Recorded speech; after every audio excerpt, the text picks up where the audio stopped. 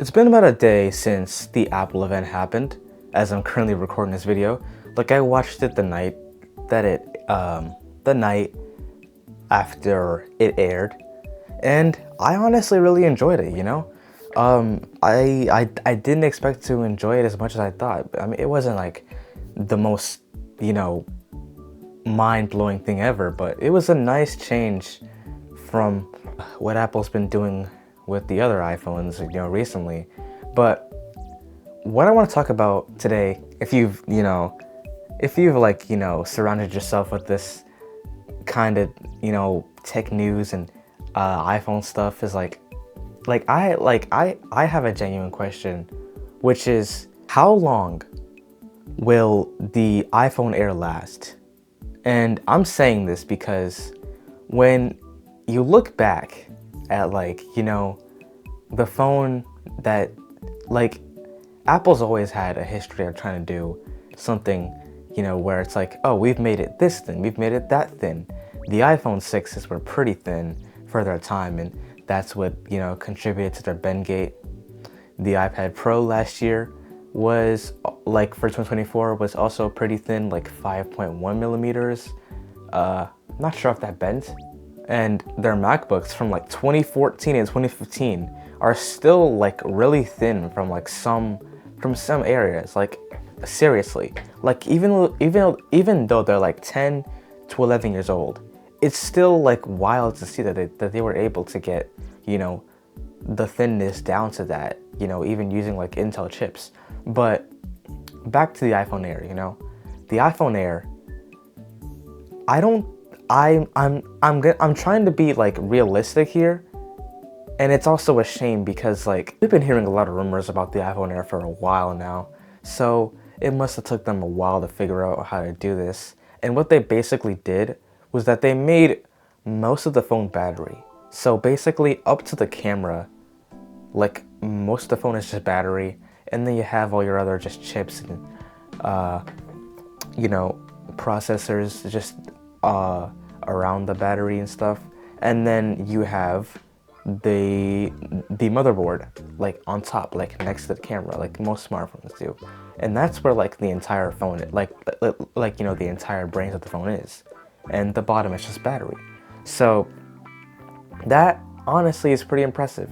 And they were able to get, the A19 Pro in there, which sounds like it's gonna be an insanely powerful CPU, even compared to, the A18 Pro and the A17 Pro. Apple literally had to switch back to aluminum after, their titanium efforts and trying to get people to buy an iPhone because of a new freaking material. Apparently aluminum is better at cooling things down and dissipating heat.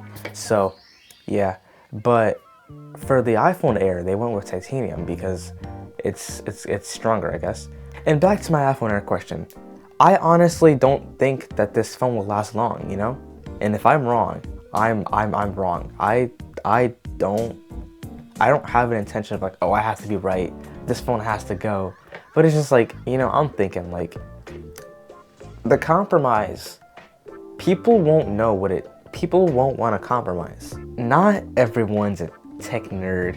Not everyone reads about this stuff and knows all the insides about the phones and stuff. So when average consumers, right, walk into a store, they see the iPhone Air next to the, 17 Pro, 17 Max, or 17 Pro Max, I'm sorry. They see how thin the iPhone Air is. They may be like, oh cool, it's thin. But then they may be like, oh, I don't want to go back to having one camera. I don't want to go back to having a single speaker on the left side of the phone, which is just the earpiece speaker, which I don't think they'll notice that. But I don't want to go back to having all these other things, I don't want to compromise for thinness. And that's what I think will happen with the iPhone mini. It's what happened with the iPhone minis, the iPhone 12 mini and 13 mini. Those two were small phones. People have been asking for small phones to make a big comeback for ages now. And Apple tried it.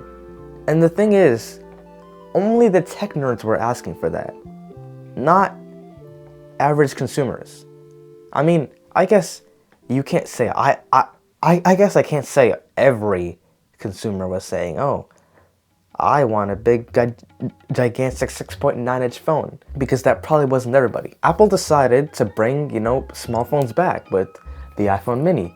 Historically, Apple's like before the iPhone 10 line, they've always had just smaller phones in general. The iPhone minis, they didn't really compromise on anything else but the battery, because they're obviously smaller phones. They're going to have worse battery life because they're going to have smaller batteries.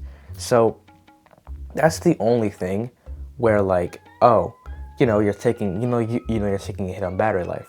But the thing is, people have gotten used to their, having like a 6.5 inch, like a 6-inch phone. They haven't felt what it's like to have a sub 6-inch phone in like years now, for most of them, because they're practically gone extinct. Look at the Asus Zenfone. That thing went from 5.9 inches to just a basic slab phone, size. So yeah, that's a shame. But the thing is, tech nerds are not the majority. Oh my god, are the minority, right? Most people don't really want to go back to having smaller phones. The iPhone mini did not sell well because people did not want to compromise on the size of their phone. And that's what I think will happen with the iPhone Air.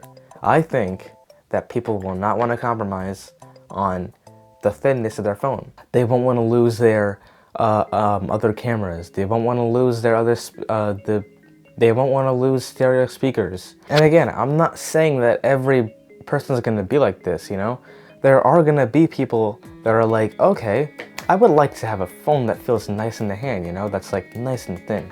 Because the iPhone mini is pretty thin, It beats out the S25 Edge by 0.2 millimeters, And that phone's already thin. It already, I've already heard people talk about, oh, this phone feels amazing to have in the hand. It just feels amazing. And another thing too, most people would want to put a case on it. But for people who, and by doing that, I've heard that it just makes it, it just loses all of its appeal then. If you slap a case on this, what's the point of buying the iPhone Air if you're gonna slap a case on it? So yeah, I feel like people won't want to compromise on that too, It's really a shame because Apple probably had to work pretty hard to make sure this phone didn't overheat like crazy like the older iPhones did.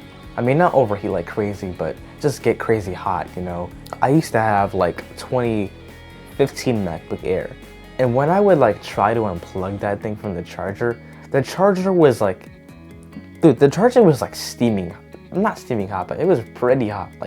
I could not keep my finger on that thing for a good while and be comfortable, So, I feel like Apple has gotten thermals down and power efficiency and stuff like that, and it must take them a lot of time to get this phone to be power efficient, so the battery, to be power efficient with the battery and their new in-house modem and Wi-Fi and Bluetooth chips. So yeah, I just don't think consumers will compromise. And I'm now just starting to see how important efficiency is. Ever since I switched to, let me show you. Ever since I switched to the Google Pixel 9a, these use Tensor chips. Tensor is not efficient, I'm telling you right now. It's not terribly, you just notice it, right? Decently intensive tasks, and just keeping, Wi-Fi or 5G on. This thing will get hot. Well, not hot, but decently warm, to the touch. Sometimes it will get hot, and that's because I have this case on.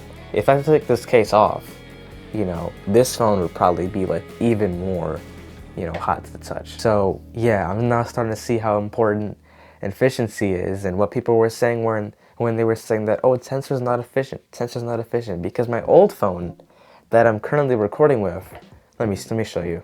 I'm currently recording with the Galaxy A32, and this phone does not get as hot as my current phone does. This phone, was only $300, you know, and this phone is like $500. But I don't regret getting this phone. I don't regret switching to Pixel at all. I just wish it was more power efficient, you know. And besides that, the rest of the event was pretty cool too, you know. I will say, Apple, among like Samsung and Google, you know, they have their keynotes perfected. They have it perfected, and they've had it perfected for a while now, and it showed in this keynote, dude. It was really engaging to, you know, have, you know, them be like, oh, here is this guy to talk about the, you know, the hardware of the iPhones, and then they cut to, you know, this dynamics. I mean, not cut to, but they just transition into this dynamic scene with just them just flying around and like in the air and stuff. It's really cool to see, you know, and like it's a good balance.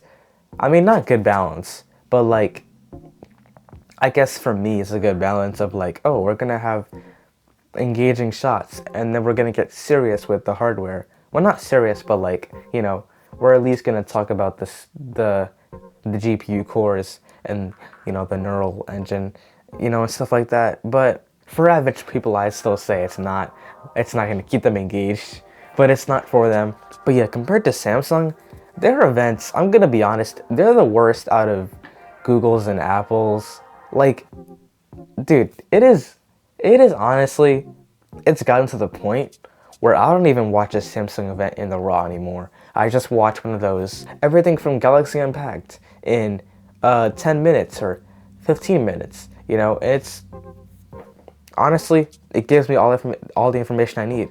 And if I want to get some more, you know, like lesser known stuff, I'd probably listen to a podcast later and just find that out later. So, yeah.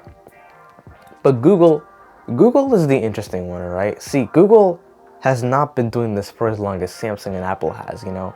They've only started doing the bigger keynotes in recent years, you know. They used to only show like, oh, the new Pixel, but now they show Pixel Buds, Pixel Watch, you know, Pixel phones obviously, and sometimes the Pixel tablet. Or I don't think the Pixel tablet was shown in a keynote before, but that's just my brain talking. Yeah, but see, I can tell that Google is trying to find their format, and what they think is gonna work best for them is trying to appeal to just the mass consumer, like as hard as possible. Like their whole keynote this year for the Pixel 10 was a freaking morning talk show, late night talk show.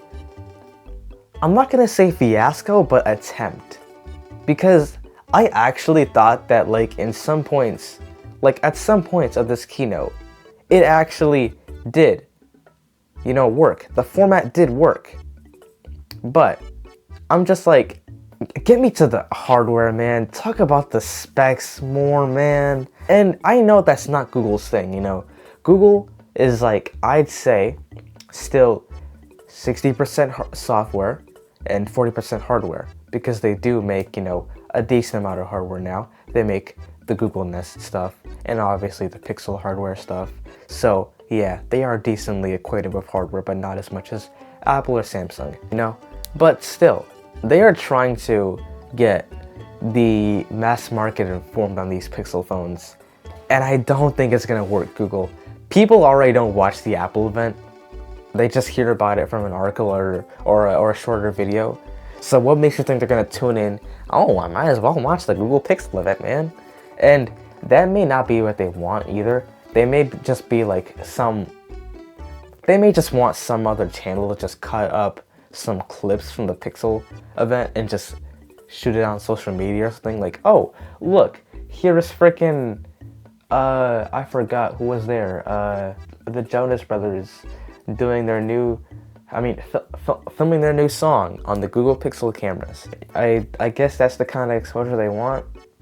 Google, that's not gonna work, man. That's all the ideas I had in my head today. I was just really curious. I'm pretty curious to see what's gonna happen with the iPhone mini. My realistic side is telling me, you know, we'll give it about 3 years at max to see if this thing will succeed, and you know, 2 years at the least to see if this thing will come back like the iPhone minis, like had 2 years to live until they were killed off. But yeah, that's just that's just what I think will happen, just based on what's happened before. I have no idea how to end this video, do I? Oh wait, I know!